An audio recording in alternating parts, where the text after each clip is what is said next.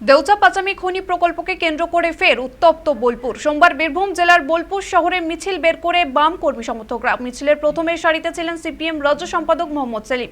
CPIM নেতার অভিযোগ, দেউচা পাচামি খনি নিয়ে রাজ্য সরকার সাধারণ মানুষকে বিভ্রান্ত করছে। মুখ্যমন্ত্রী মমতা বন্দ্যোপাধ্যায়ের ভূমিকা নিয়ে প্রশ্ন তুলে মোহাম্মদ সেলিম তাকে জালিয়াত বলে কটাক্ষ করেন। বাম নেতাদের দাবি, প্রকল্পের আড়ালে অবৈধ কয়লা উত্তোলনও চলছে, অথচ সরকার বলছে শুধু পাথর তোলা হবে। এছাড়া মিছিল থেকে আরও একবার সামনে আসে অনুব্রত মণ্ডলের প্রসঙ্গ। তাকে অবিলম্বে গ্রেপ্তারের দাবি তোলেন বাম নেতারা। রাজ্যের আইন শৃঙ্খলা পরিস্থিতি নিয়েও সরব হন সিপিআইএম নেতা। তার অভিযোগ, ধর্ষণ ও নারী নির্যাতনের ঘটনা বেড়েই চলেছে, অথচ পুলিশকে স্বাধীনভাবে কাজ করতে দিচ্ছে না সরকার। আরজিকর হাসপাতালের ঘটনায় পুলিশের নিষ্ক্রিয়তার কথাও তিনি তুলে ধরেন। সব মিলিয়ে সোমবার বোলপুর বামেদের মিছিল ঘিরে রাজনৈতিক উত্তাপ ছিল চরমে।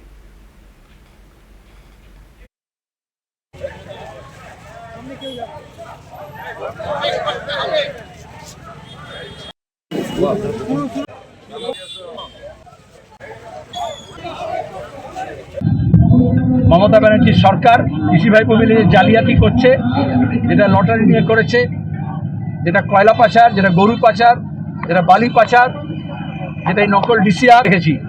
আমাদের রাজ্যে এরকম ছিল না এই জালিয়াতির কারবার। শেল কোম্পানি করে পাথর ব্যাসাল্ট অপসারণের নাম করে এমন একটা কোম্পানিকে টেন্ডার দেওয়া হয়েছে, যারা টেন্ডার যে সরকারের যে ডব্লিউপিডিসিএলের যে শর্ত সেটাকে ভেঙে কাজ শুরুর আগেই কোম্পানি মালিকানা হস্তান্তর করে। কারণ কয়লা খনির জন্য যে আহ্বান করা হয়েছিল দরপত্র, তাতে কেউ কোনো সাড়া দেয়নি গোটা দেশে, গোটা বিশ্বে।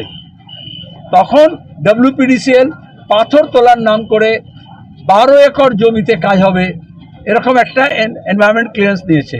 এটা কেন্দ্র সরকারও যুক্ত, কারণ জালিয়াতি হয়েছে এখানকার অফিসাররা করে পাচার, যারা মাফিয়া, তাদের একটা কনসোর্শিয়াম করে বেনামে এটাকে শেল কোম্পানি নাম করে দিয়ে তাদের বেআইনি কারবারকে আইনি করার চেষ্টা করা হচ্ছে। আর বলা হয়েছে যে তোমার গিয়ে কাজ হবে, চাকরি হবে, এটা মিথ্যে কথা।